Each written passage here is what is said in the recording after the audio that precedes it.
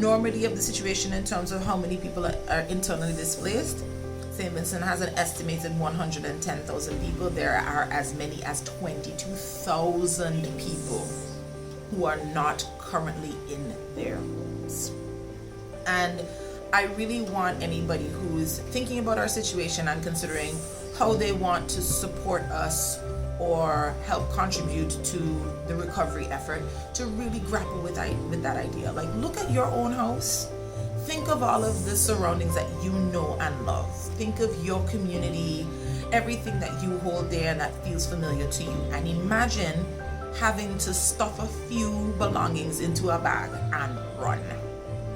And now imagine being almost a month from now, having still not gone back to your home to be able to see what condition your home is in, and also not knowing whether or not you will be back anytime soon.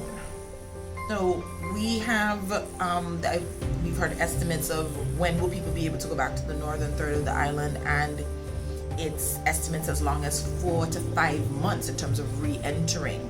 And then in terms of rebuilding, we're looking at something in the order of years. So think of what it might be like for you to be in that sort of situation. I know that a fifth of our population is in that condition. We are going to need a lot of help for a long time. And once the sensational piece is done and the eruptions stop happening and we stop having those dramatic plumes in the sky and you're no longer part of the international news cycle, people forget.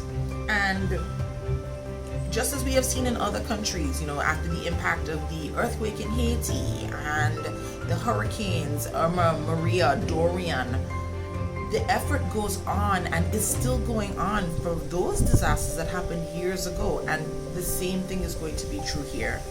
So I really want people to understand that, we've been turned upside down and are still upside down. None of those people have gone back to their homes, and we are still going to need help for an extended period of time in order to try to start to get back to normal.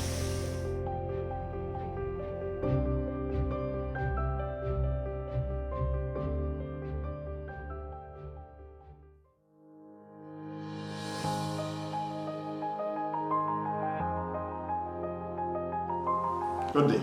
My name is Bento Campbell and I'm from Queens Drive, St. Vincent and the Grenadines. Fortunately, Queens Drive is located in the green zone where the effects of the volcanic eruption have been minimal. I'm an accountant by profession and a proud Rotarian. Thus far, I've assisted in updating the database with evacuee particulars. I've also assisted in the distribution of emergency supplies from the ship to the warehouse to the shelter. So what has led me to become a volunteer? Our mantra as Rotarians is service above self. Therefore, volunteering in such a crisis is done without hesitance.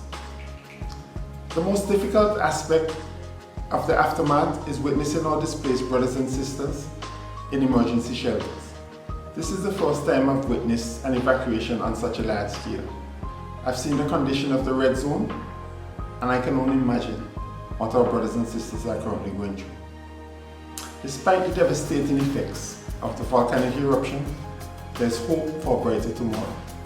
The response by the local, regional, and international communities have and continues to be overwhelming.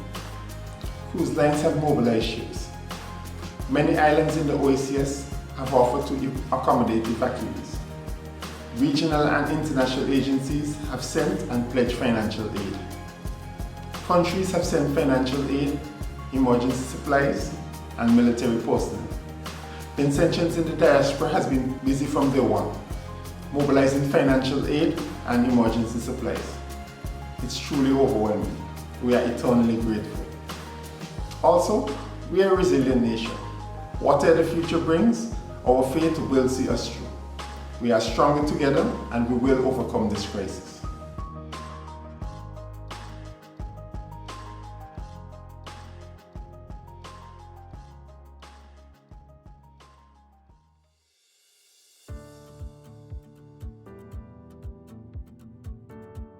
Now, in St. Vincent, we have been experiencing quite a few challenges On the 9th of April, we had a volcanic eruption, and thankfully, the volcano was giving us signs that it was going to erupt, because quite a few months it was erupting effusively. Then on the 9th of April, it finally erupted explosively.